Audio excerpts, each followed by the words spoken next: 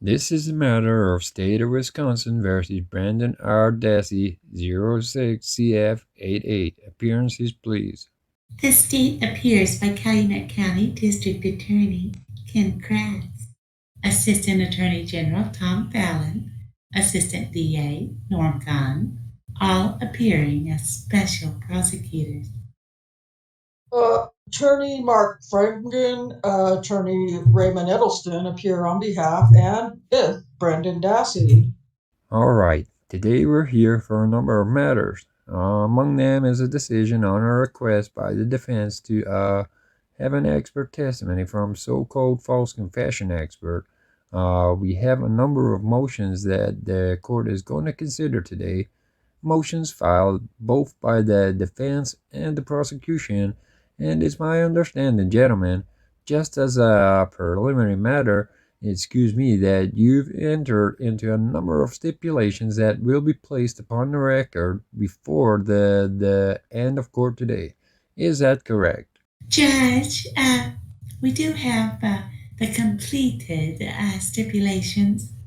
There are 21 stipulations that have been entered into. This is a document that is signed by myself and Mr. FREMGEN, both as lead counsel and also by Mr. Dassey. I would just ask the court just take a very brief moment to enter into a colloquy with Mr. Dassey to ensure that these decisions, that is, the decisions to agree to these facts and admissibility of evidence as set forth in this document, does in fact bear his signature and is a free and voluntary choice. Alright, Mr. Dassey, you've heard Mr. KRATZ, haven't you? Yeah. Could you move the microphone over there, please, Mr. Edelstein? Yes. And did you understand him? Yes. Have you had the chance to go through this document? I'm holding something up called trial stipulation. Your counsel's shown you a copy of it. Yeah. And did you or your lawyers go through it and were they read to you, or did you read them? They read it to me. Did they? And you understood them? Yeah. You understood these to be agreements that your counsel and the prosecution and you were entering into. Yeah. And that these arrangements would in some senses permit the admission of certain facts without underlying testimony. Yes. And you agree with that? Yeah. You understand you didn't have to agree to that? No. You understand that? Yeah. Alright, anything else on that? Not on the stipulation, Judge. Thank you. From the defense. Just for the record, Judge, I did read the stipulations to Mr. Dassey. He did not read them himself. Correct. He also, when he signed the stipulations, we discussed why we were doing this, and I explained it would basically streamline the trial somewhat, eliminate witnesses that weren't necessarily that significant for either the defense or, for the most part, for the state, and I believe he understands that as well. Is it your belief that he freely and voluntarily signed that set of stipulations? I believe so. And that was after you had read this matter to him and explained it. Is that correct? Correct. Alright, the first matter I'd like to take up today is the offer of proof made by the defense. The defense is seeking to have admitted testimony from Dr. Robert Gordon on the suggestibility of witnesses that could or may or might lead toward terms of false confession. The court has received the DVDs that the defense had supplied, providing in effect a direct examination of Dr. Gordon on his background, on his education, and on his professional qualifications. Additionally, Special Prosecutor KRATZ had an opportunity to cross-examine Dr. Gordon last week at a hearing in this courtroom, and the court has reviewed its notes on that cross-examination as well.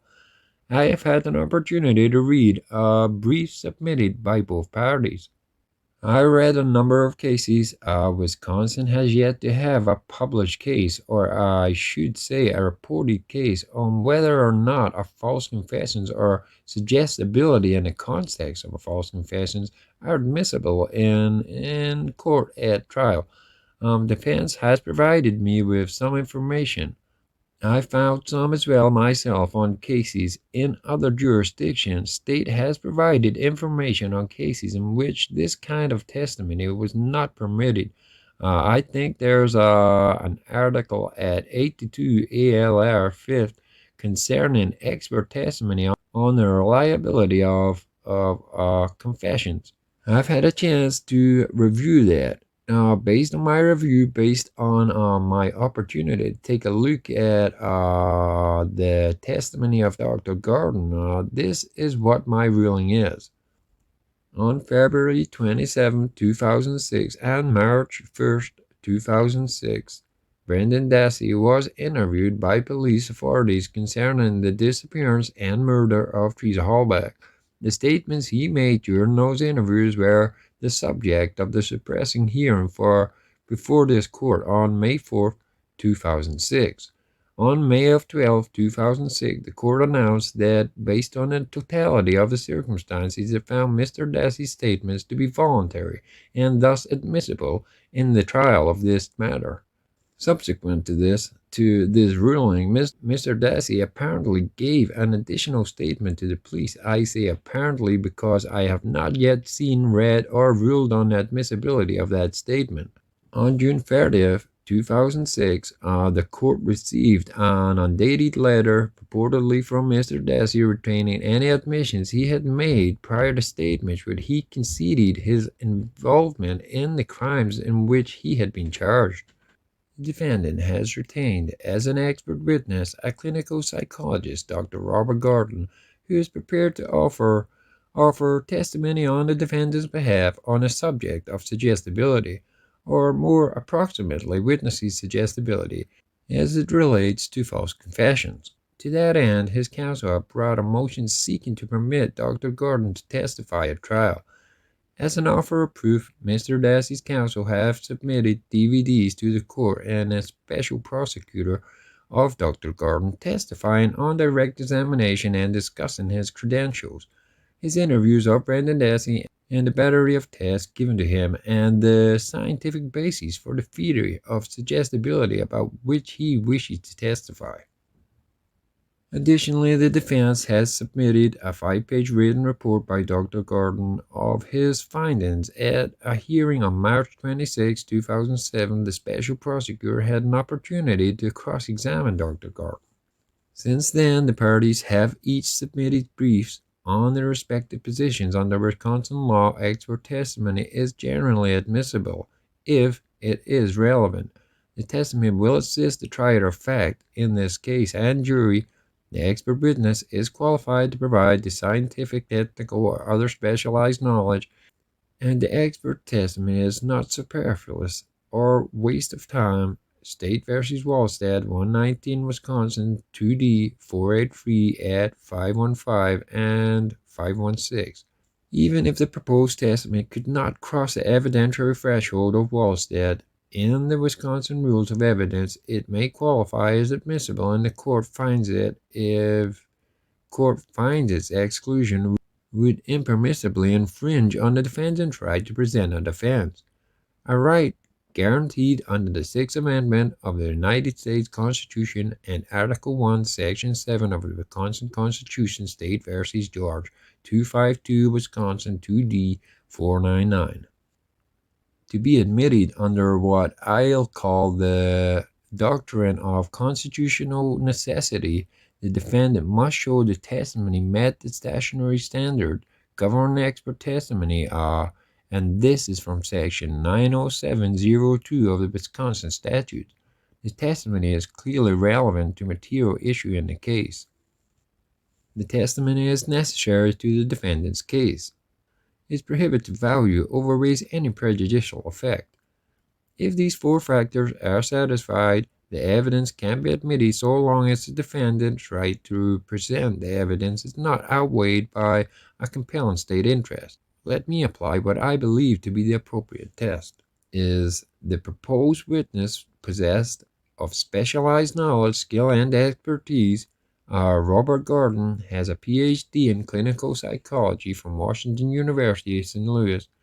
He has been licensed as a clinical psychologist in Wisconsin since 1977, and I believe in Illinois since 1980 or 82.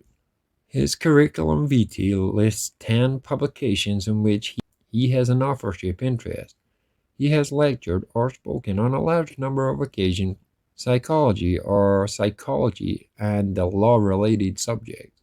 Currently, the majority of his practices is consultant and forensic psychologist.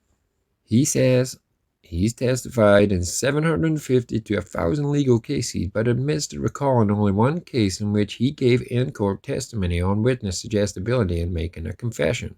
In his clinical and forensic practice, Dr. Gordon made extensive use of the battery of tests which he administered to the defendant: the Kaufman Brief Intelligence Test, the HMPI, addition to the 16PF, and the State Trait Anger Expression Inventory amongst the tests. He also gave the defendant tests known as the Johnson Suggestibility Skills, which are designed to evaluate a subject's propensity to yield or shift answers when confronted with negative feedback from interpersonal pressure. From the results of these types of intelligence tests, these types of personality trait tests, and the Johnson suggestibility skills, as well as the interviews with a test subject, a trained examiner can opine on how susceptible a subject would be to suggestible in a police interview. Based on his education, his clinical, evaluative, and forensic experience, this court believes Dr. Gordon, a clinical psychologist, has sufficient expertise to offer opinions on how suggestible Brendan Dassey would be when subjected to a police interrogation. The court understands Dr. Gordon has limited experience in providing his testimony at trial. The fact goes to the weight the jury affords to the testimony, not its admissibility. Secondly, is the testimony relevant? Section 90401 of the Wisconsin statute defines relevant evidence as evidence having any tendency to make the existence of any fact that is of consequence to the determination of the action more probable or less probable than it would have been without the evidence. As an expert in clinical psychology, Dr. Gordon is qualified to interpret the test scores, assess the personality traits of a defendant as real or as revealed in his interviews, and offer an opinion as to how the defendant would react in a police interview. This issue is the defendant's statement to the police or statements to the police. Dr. Gordon's testimony will presumably give a profile of a defendant who, because of his age, lower cognitive function, and personality traits, presents a person more likely to be suggestible during the police questioning. I believe that this proposed testimony is directly relevant to the material issue of the statements given to the police in this case. Third will be the testimony assist trier of fact. Dr. Gordon's testimony will be helpful to the jury by showing that an individual with a certain psychological profile may be more susceptible than other members of the population in making false confessions. Will also allow the jury to see that false confessions can occur, and the testimony will aid them in deciding whether the facts of this case fall wholly or partially within the category of false confession. Ultimately, this court believes that Dr. Gordon's testimony would assist the jury in evaluating the evidence. Fourth, is the testimony superfluous or a waste of time? The court believes that the testimony to be neither superfluous nor waste of time. In fact, the testimony goes to the heart of the theory of the defense. That is, that the defendant gave in whole or material part a false confession because he was vulnerable to police suggestion because of his age, limited cognitive functioning, and certain personality traits. In short, the court finds that the testimony of Dr. Gordon meets the applicable Wisconsin standards set forth in Wallstead, specifically that he qualified as an expert who possesses specialized knowledge that is relevant because it will assist the trier of fact and to understand the evidence and determine the fact of an issue. Accordingly, his testimony is admissible. Because I find the testimony admissible under the relevancy test, I need not consider whether the constitutional right to prevent or present a defense here is implicated. On further word, Dr. Gordon will not and cannot offer an opinion on whether the defendant's statement or statements, or any part of them, are true or false. This is the whole province of the jury. It alone will make that determination. Also, as he noted in his direct examination testimony, Dr. Gordon is not a social scientist and therefore is not an expert on police interrogation techniques or coercive questioning. On those matters, he cannot offer expert opinions. Therefore, he will not be permitted to offer any expert opinions on whether or not he believes the question of the defendant was coercive. The court notes, as it did at the beginning of the decision, that on May 12, 2006, it decided that the defendant's statements given to the police on February 27, 2006 and March 3, 2006 were, as measured by the totality of the circumstances, voluntary admissions. Involuntary admissions are, by definition, the product of, quote, coercive or improper police conduct, end quote. This is State versus Hope 261 Wisconsin 2D 294 at 309. Since the court has already made the findings of voluntariness, Dr. Gordon is not allowed to refer to the statements made by the defendant as coerced. Lastly, as part of this order, Dr. Gordon or his counsel shall turn over to the special prosecutor as soon as practicable, and in no event later than April 10, 2007, all materials he relied on, including but not limited to test scores, notes, statements of the defendant, and anything else in formulating his opinion. All right, that's my ruling on the admissibility of Dr. Gordon's testimony. Mr. FREMGEN, I ask that you draft an order embracing that. If I can get a copy of the transcript as well, that might assist me All right. in regards to the discovery or the research and test results. Could we ask that the court place some sort of condition on that? Since it is one item in particular, the MMPI results are proprietary, and I'm assuming the state's not going to share this with the world, but if basically state agrees that whatever research results and information they receive that's proprietary in nature be not shared with any other parties. You're asking for a protective order? Doing Correct. that? Any objection? Other than an expert. If they have experts, they can share with that. Yeah, that's understood. Yeah, I probably wouldn't be sharing with anybody anyway, other than for court purposes, Judge. The MMPI is in the public domain. I don't believe that's proprietary, but nonetheless, for purposes of this trial, as long as we get to use it at trial, we get to show it to our experts. That's fine. All right, let's move on to the motions that we have to be heard today. The first is a set of motions that was filed by the defense. It's my understanding that some of these may already have been stipulated to between the parties, or that there's no disagreement about them. I'm turning here to what is called the second motion in limelight, pretrial procedural motions. The first motion there is a sequestration motion, which is standard in any of these cases. I suspect there is no objection to that. Is that correct, Mr. KRATZ? That's right, Judge.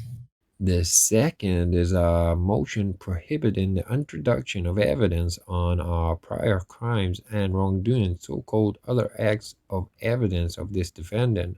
Mr. KRATZ, is that the subject of any contention at this point? It is not, Judge.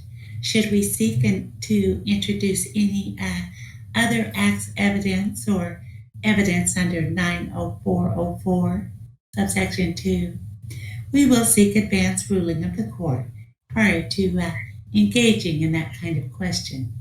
All right. The third motion talks about the individual voir dire of prospective jury members. Counsel and I will be taking that, among other jury issues, up later today. I've already told counsel Is my present intention not to conduct a voir dire that consists entirely of individual voir dire, but rather to do a more standard voir dire with occasional individual voir dire, depending upon the responses of the prospective jurors. The next one is a request that the court reporter be requested to take notes of the voir dire examinations, opening statements, and all bench conferences. That is pretty much standard practice, with the exception of the bench conference request here. And that is just simply a matter of the geography of this courtroom and this bench. If you want to be heard on that, What I would simply ask for is that at breaks we could go on the record and somehow memorialize what may have gone on in a bench conference. that's fine. You have no objection to that? No, The next request order is an order limiting the state's use of photographs of the deceased when alive on grounds of relevancy. Gentlemen, have you discussed that? we have.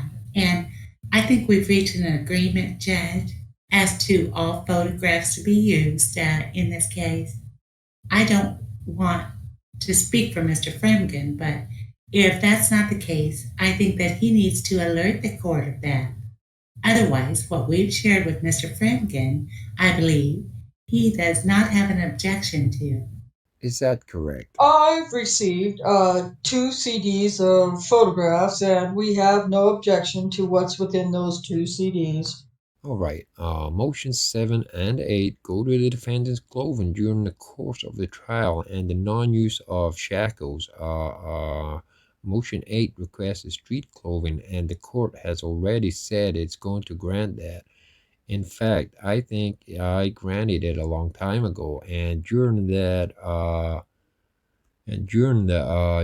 course of a trial, when the defendant is in the observation of a jury, he will not be shackled.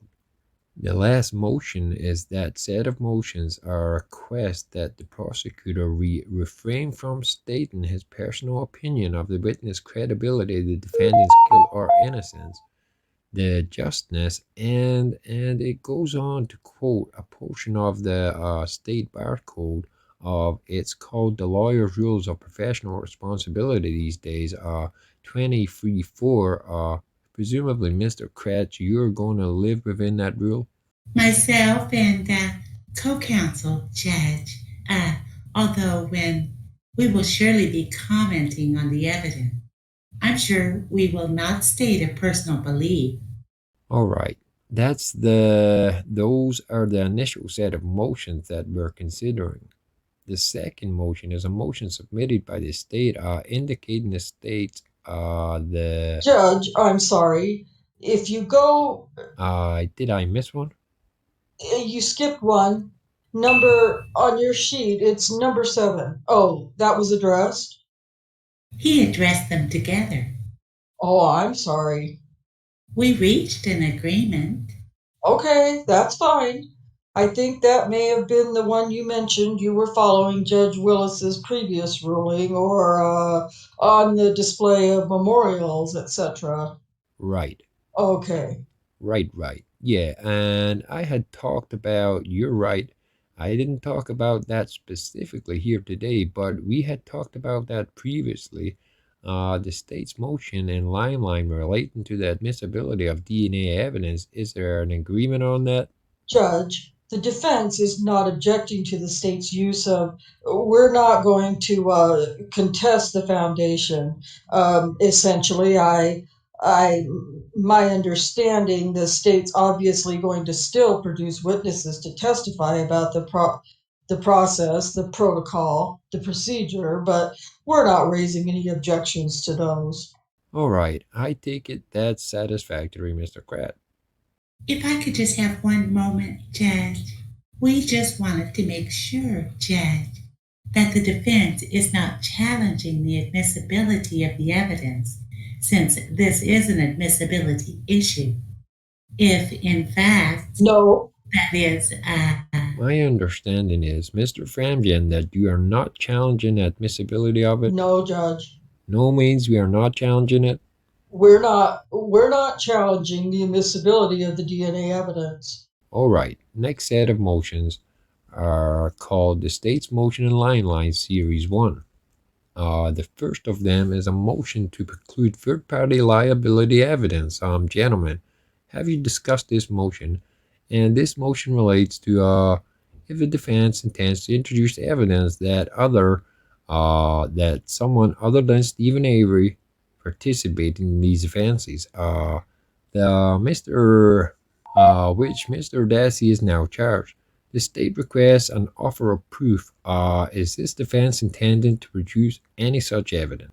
No, Judge. The next is the motion to exclude evidence that the Manitowoc County Sheriff's Department or any other law enforcement agency planted evidence to frame Stephen Avery. The motion goes on to spell with some specificity the particular evidence the maker of the motion refers to. Judge, I'm sorry.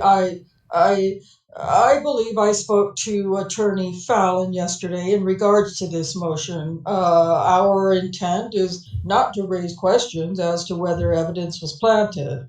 Obviously, we would reserve any right to cross-examine officers, and that cross-examination may be, we're not going to cross-examine on planting, but we're not going to simply, we put it bluntly, I guess we can be vigorous or our cross-examination, though we're not going to raise the issue of planting. Is that fair? I guess I need a little, no.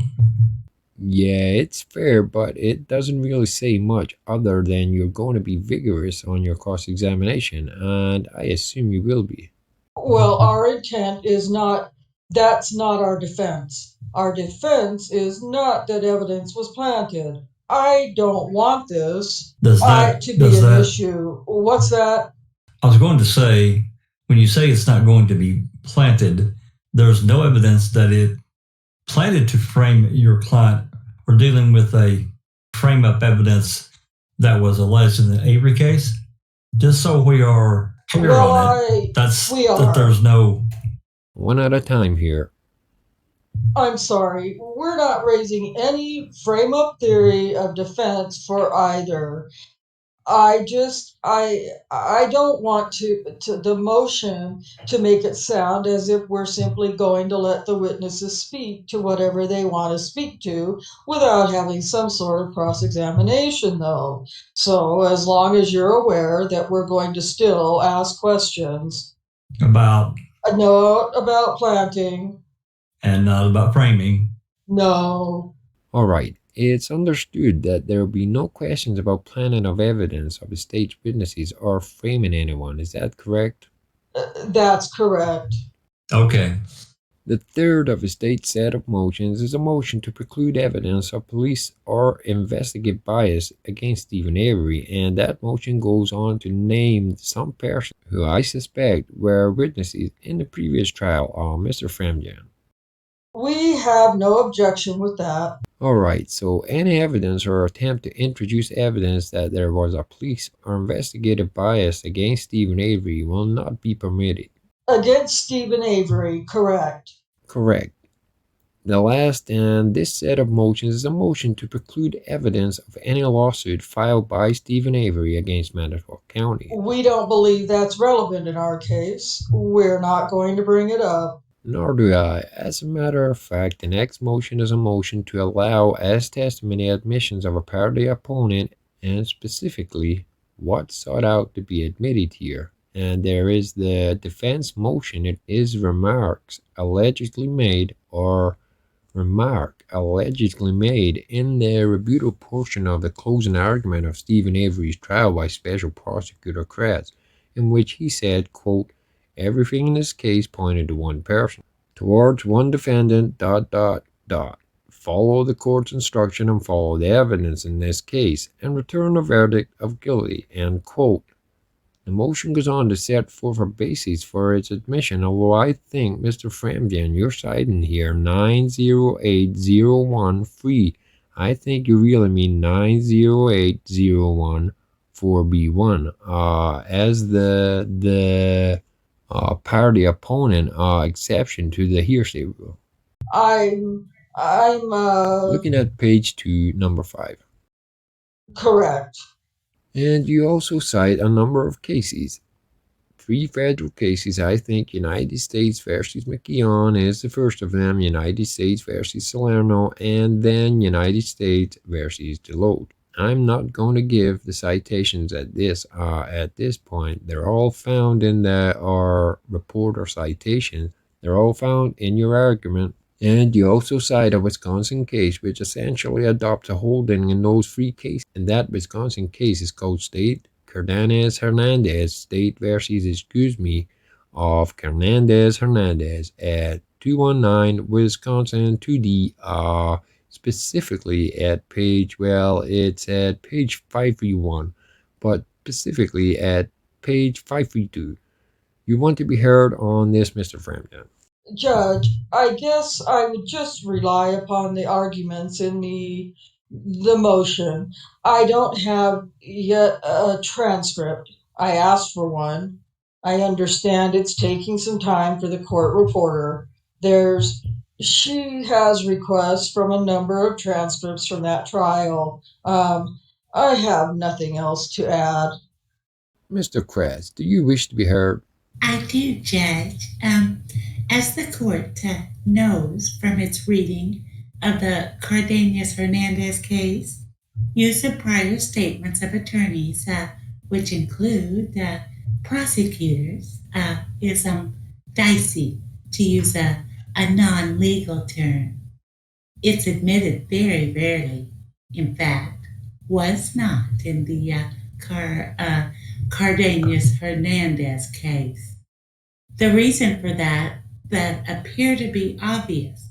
First of all, the dangers that an attorney will become a witness are very real. I don't know if Mr. FREMGEN is inviting me to testify in this case, since he is asking that this be allowed as testimony. I see many dangers in that particular procedure. But it is usually not relevant as using an argument from one proceeding, most necessarily, will lead a jury to draw an unfair inference, especially in this case, when considering that Mr. Avery was a different case than Mr. Dassey's case. Different evidence was allowed. Specifically, no confession or admission of Mr. Dassey was allowed, and the jury wasn't asked to consider whether Mr. Dassey was guilty or not guilty. And so the final subject that this court should consider is whether there is an explanation for the inconsistency or perceived inconsistency, and surely there is when the state invited the jury in the Avery case to reject the planting theory as the evidence pointed to one individual. That was because that was the Avery case, that the evidence in that case pointed to Mr. Avery. We fully intend to present evidence that points to Mr. Dassey in this prosecution, since this is a separate prosecution. Frankly, if they were the same case, they would have been joined for trial. Because they are not, and because evidence, in fact, legally in one case could not be admitted in the other case, that should provide the court all the explanation it needs. For all of those reasons, Judge, I would ask the court adopt the generally held provision that these kinds of arguments are not to be considered testimony in a subsequent, especially a different case, and deny the request for admission of this argument. That's all. Thank you. All right, Mr. FREMGEN, any response? No, Judge. The court has considered the materials submitted by Mr. FREMGEN. I've also read the federal cases, the 3 of them. I think it's McKeon, Salerno, and Deloach. I'll quote here just from Salerno, which picks up what was originally decided in the United States versus McKeown. It says that the court must be satisfied that a prior argument involves an assertion of fact inconsistent with similar assertions in a subsequent trial. Second, the court must determine that the statements of counsel were such as to the equivalent of testimonial statements made by the client, and I'm quoting here from U.S. versus Salerno at 937F 2D 797, specifically from page 811. The holding of that there's a third prong to that test as well. The holding of that has been picked up by, as I noted before, by State versus Hernandez, State versus Hernandez. Here we have a statement. Everything in the case pointed to one person towards one defendant. Follow the court instruction and follow the evidence in this case and return verdicts of guilty. Well, it's true, the case did point to one person. That's the only person being tried at the case. The evidence pointed that person because the admissions that are the part of the subject of this case were not used as part of that case. At best, at very best, this is an equivocal remark of the special prosecutor. I haven't seen the context. Even if I did see the context, I doubt that my mind would change. I think it was entirely permissible. I don't think it becomes under the test spelled out in these federal cases in State versus Hernandez, an admission by a party opponent, not by a long shot. Excuse me. Therefore, I'm going to respectfully deny your motion, Mr. FREMGEN. The next set of motions are the state's motions in Limelight Series 2, and they fall into two general categories. The first of them I will characterize simply by the title statements of Brendan Dassey, and they amount to some statements allegedly given to two investigative agents in November of 2005. Apparently, a statement allegedly made to Casey Fiala. Then statement made to Detective Ricard and Special Agent Fassbender. I think all of those have basically been admitted. Those are statements made on February 27th and March 1st. And then there are a series of recorded telephone calls from the defendant to his mother, from the defendant to his mother and another. Then there's also the May of 13th, 2006 statement to Special Agent Fassbender and Detective Wiegert at the Sheboygan County Sheriff's Department. And lastly, I shouldn't say last, and second lastly is a letter from a defendant to me, the court. And lastly is other recorded statements made by Brendan Dassey to his mother, Rhonda. Generally speaking, with respect to phone conferences made by the defendant while he was incarcerated, it's my understanding that under 968 31 2B and 968 28 2B, that as long as there's one party's consent, and as long as the party who consented is available to authenticate, or someone else is available to authenticate the phone calls, that they are going to be admitted. The defendant will, and this is assuming that the appropriate language is found at the beginning of the phone call, advising the defendant that these are going to be recorded, and that that recordation is going to occur. That has been deemed in case law to be implied as consent. Now, any admission is of course subject to the relevancy considerations, but to sort of speed this up, Mr. FREMGEN, is that your understanding of the law? Attorney Edelstein's going to argue that motion. Attorney Edelstein. Your Honor, despite not necessarily agreeing with the ruling that indicates that it's an implied consent, because obviously our client was not in a position to make a choice. There were no other options available. I think that is a correct statement of the law under Riley. So the extent the court is addressing the telephone calls from the defendant, based upon that ruling, understanding the admissibility, we would only ask the court require the state to provide to us with some specificity those particular calls they intend to use and making specific references to the tracks on the CDs that we've been supplied.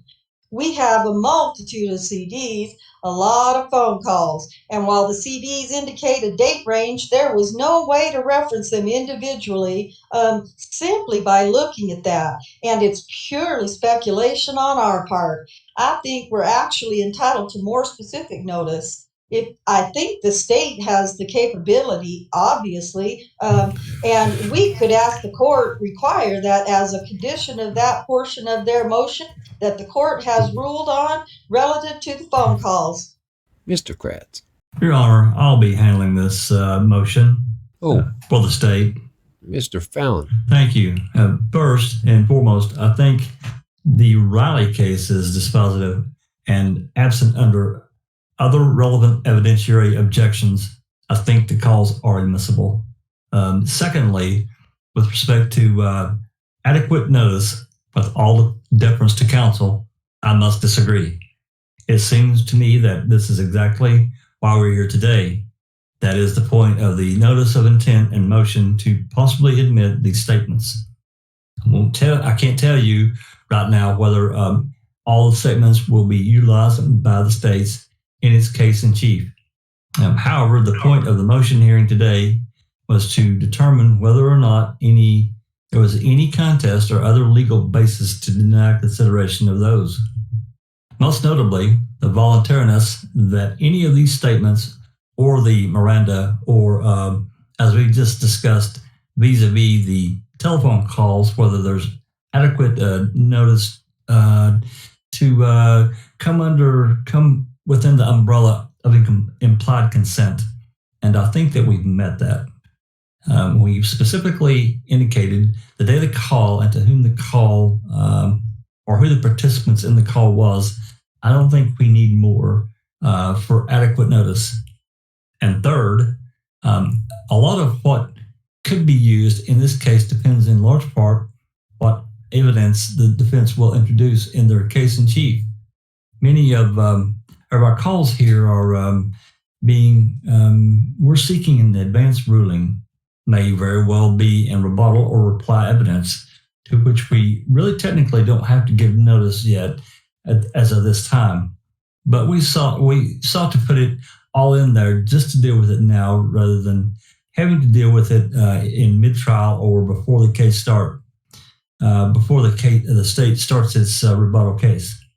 But I think in the fact that we've given him notice of the date and the participants of the call, and a copy of the call is more than sufficient notice. Your Honor, if I might respond very briefly. Go ahead.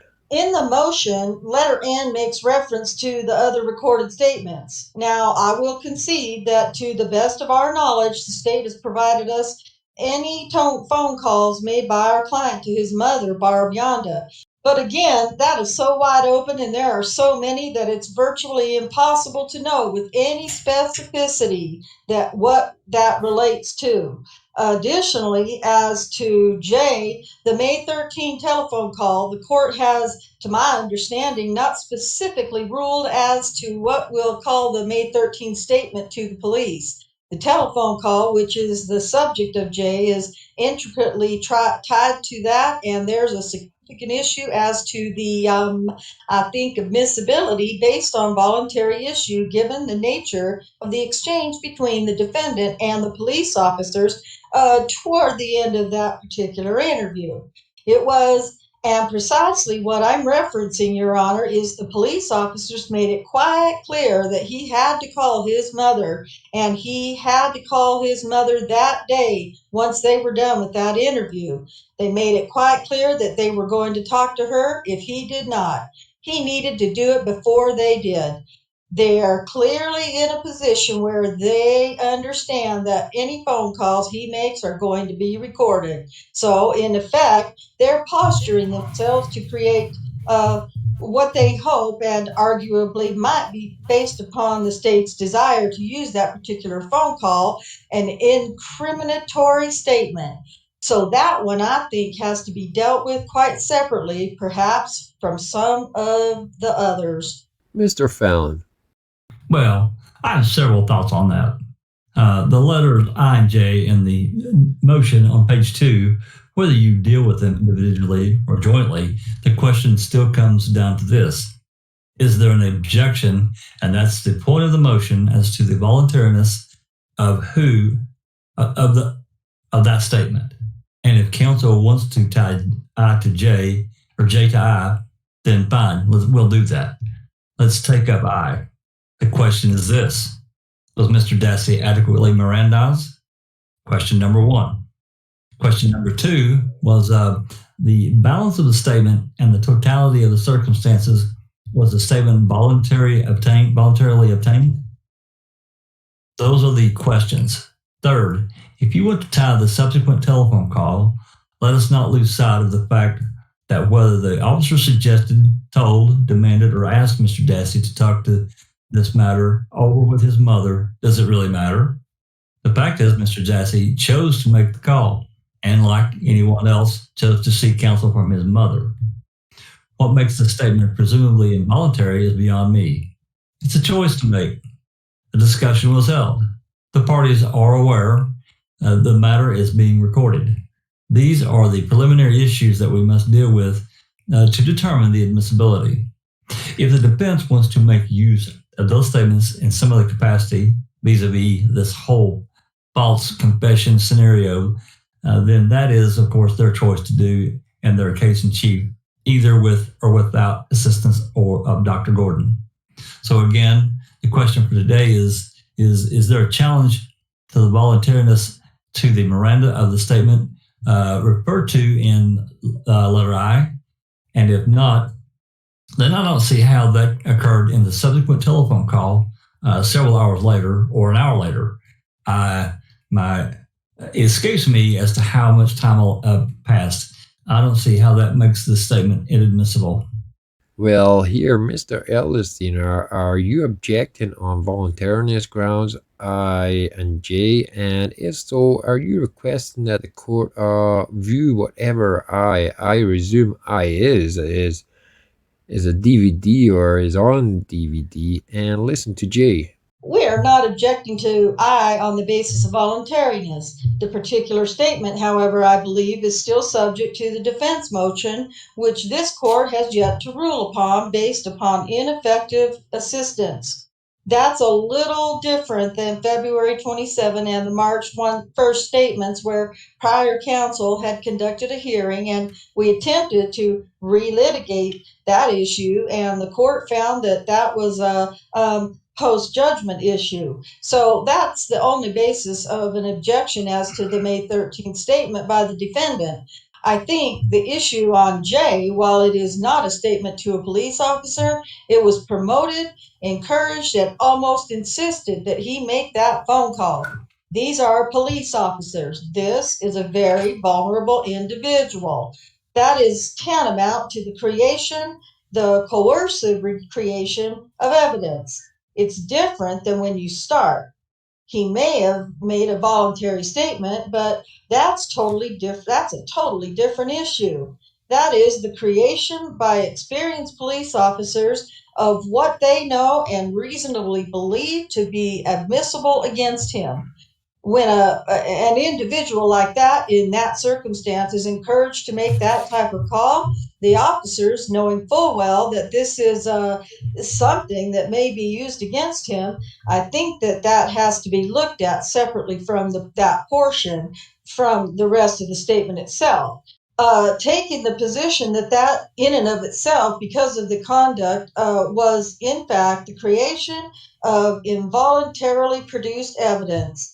And I think the court, from a review of that particular portion of the DVD, would be in a best position to determine whether or not that's the case.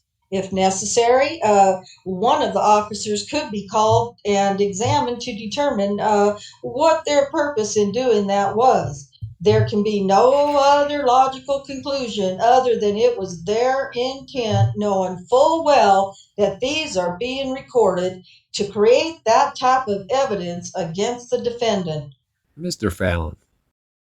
Yes, 2 points. One, with respect to law enforcement, interrogation on May 13, item I, I take it then that there's no objection to Miranda or the voluntariness.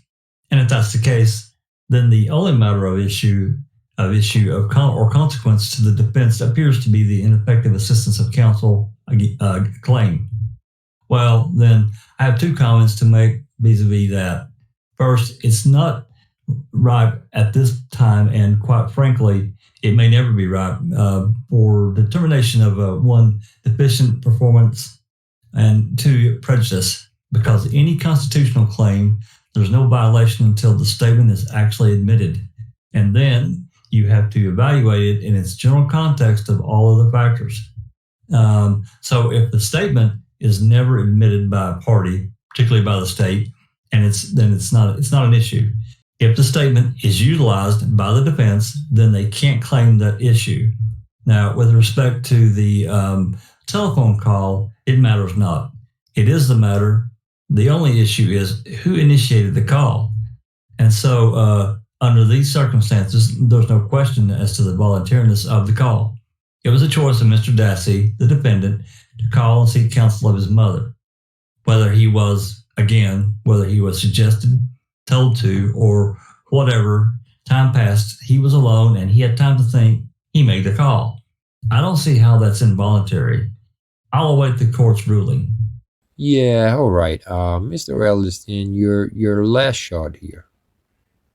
Interrogations have the ebb and flow. We've all seen that. There are times when people assert their rights and police officers say things to persuade them to come off of that.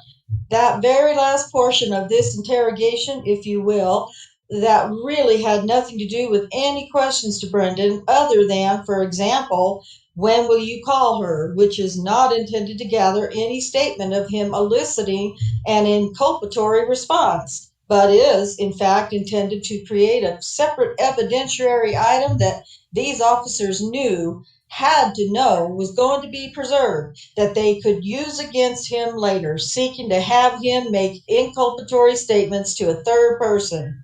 And at that point, I think the issue of voluntariness does again become an issue.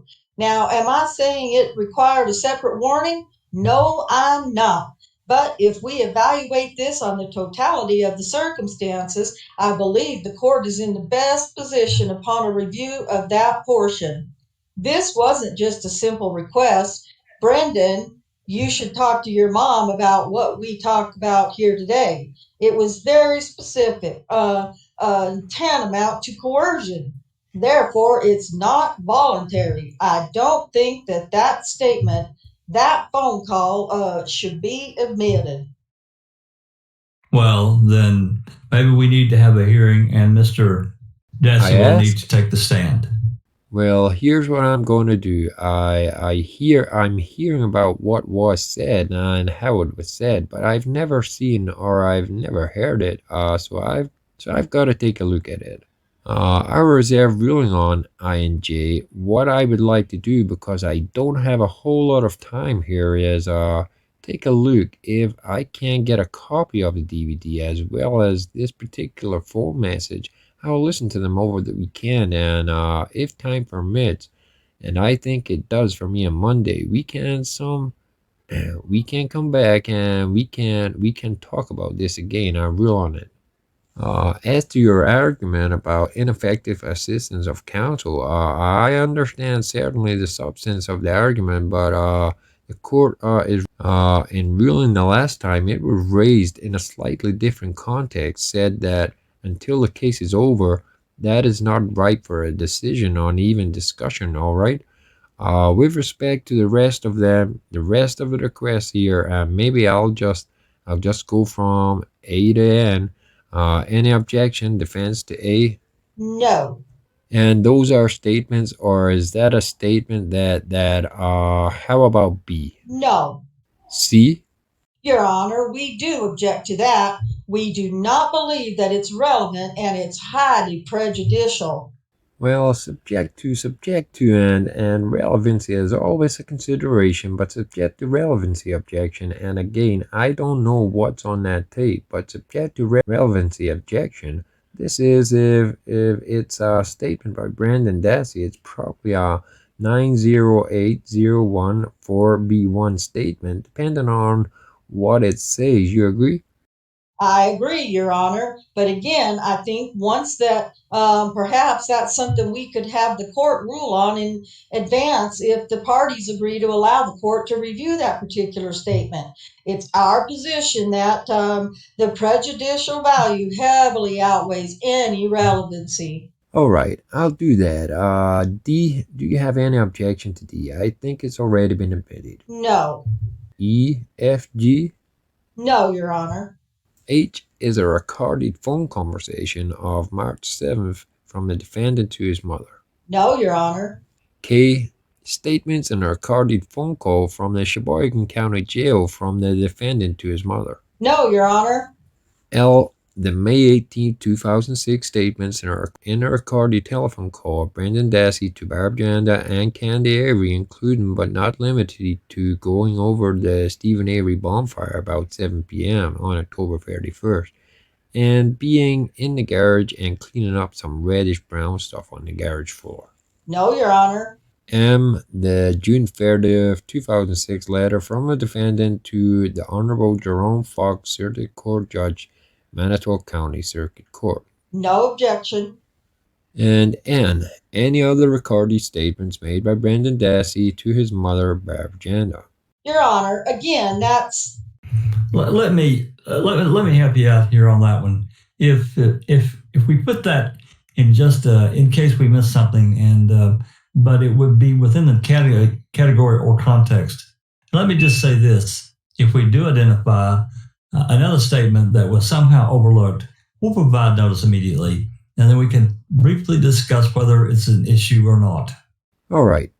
That's fine, Your Honor. With that consideration, all right. Now, the second part of the motion deals with statements by Stephen Avery and Biochemistry, and the justification or the basis for the motion is that the statements are furtherance of the conspiracy to cover up the crimes of first-degree murder and constitute attempts to intimidate a witness under Section 940.434, and which may include an attempt to suborn perjury.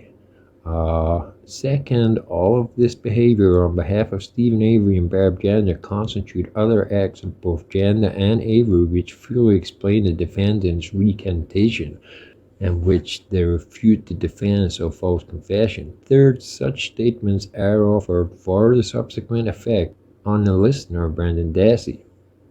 Lastly, these statements constitute information utilized and relied upon by the expert witnesses in this case.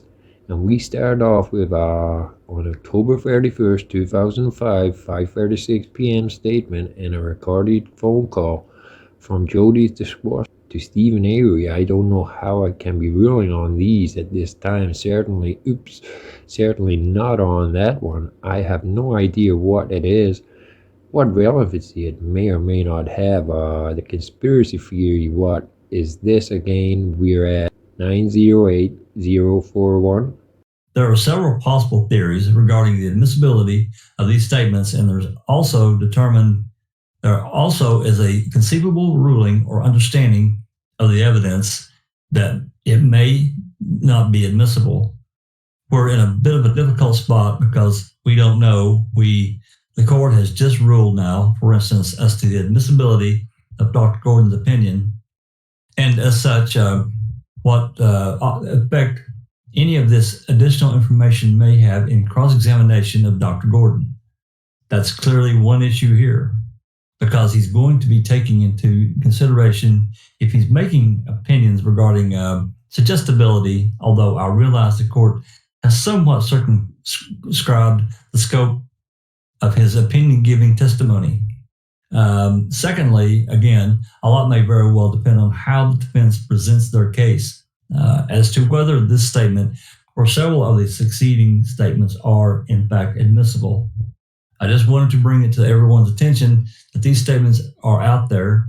It may require further hearing down the road, or we may forego any attempt to introduce it at all. We're kind of in a situation of trying to respond, and guess what the defense, the actual focus of the defense will be on this. So it's there, out there. I mean, counsel Rowley has anticipated this is an issue in his motion. He filed his motion, I guess, an hour or two before we filed ours. So it's clearly an issue that's subject for discussion. But you're right. I'm not sure we can rule on all this today. Mr. FREMGEN or Mr. EDELSTEIN? Your Honor, I guess I would concur with counsel's last statement. That is, it is going to be difficult to determine this with any precision today. We have a general objection because, first of all, the assertion in their motion that the statements were utilized and relied upon our expert, I do not believe is correct. But even further than that, we don't have any type of conspiracy charged here. We have statements from an individual and individuals who are not those of our client. We have no idea what portion or all of these statements the state deems to be relevant. I think it is an issue that is probably left open at this point. We do object to that. Again, though, on the basis that we do not have even a threshold under the case law. And in that regard, I direct the court's attention to State v. and I'll spell it. SAVANH. That's at 287 Wisconsin 2D876. The analysis under there is such that I don't believe that the statements from Stephen Avery or phone calls from Stephen Avery to Barb Yonda, or for that matter, anyone else would be admissible. Well, let me offer this observation and reply to that last comment. Counsel is correct that as we referenced a number of these phone conversations, I think it's fair to say that of a 15-minute conversation that were identified, there may be a minute or two that is arguably relevant, depending on the context in which the state may choose to use it. So I would concede with counsel that's true, and that's what makes this difficult, because we're not really sure what they're going to and how they're going to present their defense. So it would require a little more pinpoint accuracy with respect to that particular statements. So I'm prepared to accept that as a proposition, and that's one of the reasons why I say we're not seeking a ruling of admissibility today. This is more of in the context of a notice that there may be an issue down the road with respect to the conspirator issue. Let me offer some insight from Professor Blinka in his book, and this is in section 801.505, page 567, I think, in his most recent treatise. It said, statements by co-conspirators relating to escape, cover-ups, or intimidating witnesses are not admissible under this rule unless it can be shown that a cover-up was part of the original plan, or unless the evidence demonstrates that a second conspiracy was formed to conceal the misdeeds of the first. So as that may be a viable theory for some of these statements, we're certainly not offering that for all of the statements. There's, depending upon the statement and the manner in which we choose to use it to respond to what we think has been offered by the defense. Well, the theory of admissibility will change depending on the statement and the context. And that's why I say I don't think it's ripe for a decision today, because we may choose to use none of them. We may choose to use just two of them. And I would be acknowledged to the counsel that we'd have to sharpen the focus and present briefly to you exactly what statement is and what our theory of admissibility is based on the context of the evidence at the trial at the time. And again, this comes in our rebuttal case, not in our case in chief. So there will be time to deal with it and address it. We wanted to give the parties and the court fair notice that this is an issue that is looming out there, but never need be addressed. All right, I had a chance to go through these, and these are alphabetized. Here has A through K, various statements made and phone conversations in which Stephen Avery was involved, and I could, I suppose, conceivably see that some of these might be admissible under some theory. Some you're going to have to do a lot of talking and theorizing to convince me that they any validity as part of this trial, but whatever the case may be, I'm going to withhold ruling. I haven't heard any of them. There's no context here at this point in which to intelligently determine what is these statements. First, what parts are going to be used? Secondly, what it is they're going to be used for. So I think at this point it would be premature to make a ruling on any of these statements, and as I heard, I'm withholding it. Just for the reporter record, the Riley case that Mr. Edelstein referred to was State versus Riley at 287 Wisconsin 2D 244. Now, is there anything else to come before a motion? Judge, there were two issues that previous counsel had addressed. One was filing a notice of alibi. The other was filing a notice of presentation of learned treatise. I understand from preliminary discussions with Mr. FREMGEN that the defense intends to withdraw those, and that should be done on the record. All right, Mr. FREMGEN, you heard what Mr. KRATZ said, did you not? Yes, Judge. Those were filed by previous counsel. We don't intend to use learned treatise, and I believe prior counsel intended to use that in lieu of an expert. I think we're beyond that point. And second, as to alibi, I wasn't entirely sure as to the context of that motion, but we would withdraw it in any regard. And last, I would just note for the record that the defense will provide to the state sometime after the hearing today our witness list as well. All right, now I said that I wanted to, with respect to items, I think there were J and K. Right. That I wanted to set I and J. I and J. And we'll also get you a copy of the report dealing with item C. Okay, I'm just gonna have to get the court schedule here, and you said something, okay? Judge, may I make a suggestion with counsel's input? I don't think it would take that much time. Is there any chance we could maybe take half an hour Thursday morning at say 8:30 before we start the jury process at 9, and just finish up on that, just to give your opinion and ruling, as opposed to coming back on Monday? What do you think? That's fine. We would be doing this in Madison then. Yeah. Sure. If that's all right. It's fine with me. That would save time and your time and ours. I think they probably have to use the video, the movie they watched before the jury selection. So while they're watching that, we could finish up on this. Sure. Let's do it. Well, we'll do it that way then. That would be great. Okay. Anything else? No. If not, we adjourn. Counsel, I'll see you in chambers.